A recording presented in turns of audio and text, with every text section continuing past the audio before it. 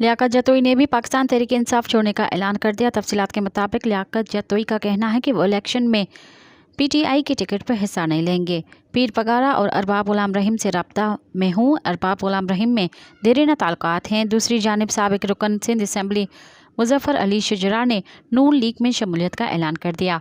तफसीलात के मुताबिक सिंध असम्बली और सिंध काबीना के रुकन रहने वाले मुजफ्फर अली शुजरा ने पाकिस्तान मुस्लिम लीग नून सिंध के सदर बशीर मेमन से मुलाकात की और नवाज शरीफ की क़यादत पर एतमाद का इजहार करते हुए बाकायदा पार्टी में शमूलियत इख्तियार कर ली।